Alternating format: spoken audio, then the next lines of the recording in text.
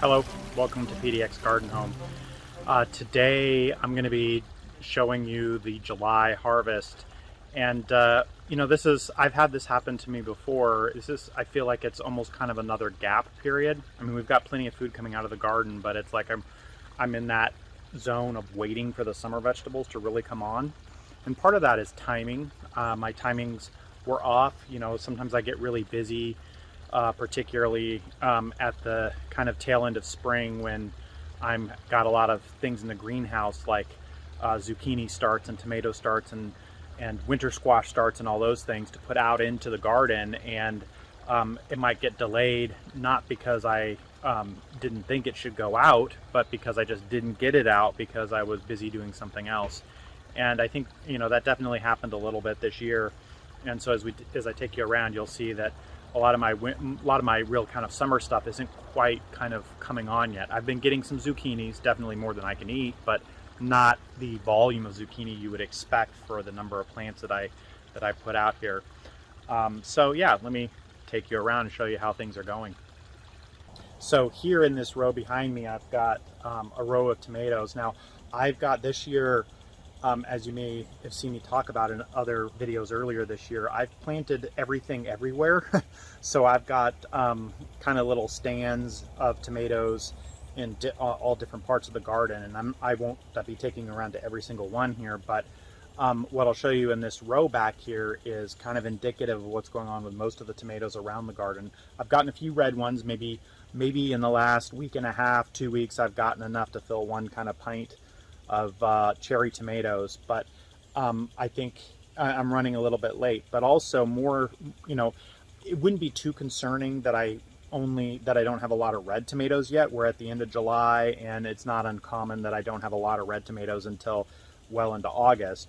I think the part that's concerning, not overly concerning, but just a little bit concerning, is that as you look at the plants, I've got good flowers going on, but I actually don't have a lot of green tomatoes on the plants. Now I'm growing just saucing and cherry tomatoes for the most part this year. I think I've got one variety of kind of an heirloom brandywine just for fun. But otherwise, yeah, with the saucing and the cherry tomatoes, I mean, the cherry tomatoes will still have good time. The saucing might still have some good time, because here in the Portland metro area, typically I get tomato production all the way until like mid-October. So August and September could be pretty good tomato months. But we'll see how it goes. And again, I think that the delay in my tomato production here is because I put them out late just due to scheduling. Well, behind me here is my pumpkin patch, and I'm sad to say that there are no pumpkins formed that I can see in here. And being late July, if there's not anything in there, I'm skeptical that I will get any kind of real kind of pumpkin by end of October kind of thing, right? It's possible still, if something started forming in the next couple of weeks, that maybe going into November, depending on the weather, something might ripen up. But at best, I would imagine if anything started forming, I would have maybe some green pumpkins before the weather's otherwise killing the vines.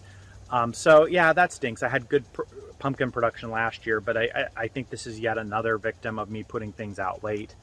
Yeah, I mean, I had my timing, I think, was really good with the spring crops. I had a really good spring production, but I was just I think I was having too much fun with the spring garden, and my timing on getting the summer plants out of the greenhouse and into the ground was a bit late here, and the pumpkins are an example of that. And then I'm going to take you around other parts of the garden where we've got corn and winter squash growing, and show you some of the winter squash that we have. Very similarly, I think I should have a lot more winter squash for the number of plants that I put on growing in different places, but we do have some winter squash growing, so we'll get some production. We'll have some things from the work on that this year.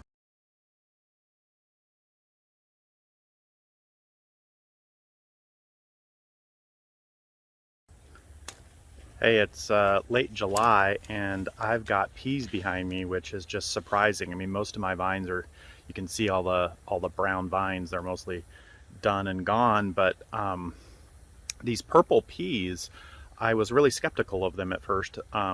They weren't as tender as the green sugar peas that I planted, but they actually turned out to be much more hardy. Like, they surviving the heat, and now they actually Yeah, a pea, a sugar pea right now at the end of July like this is unique for me. So it feels like something special. So maybe I'll plant these purple peas again next year.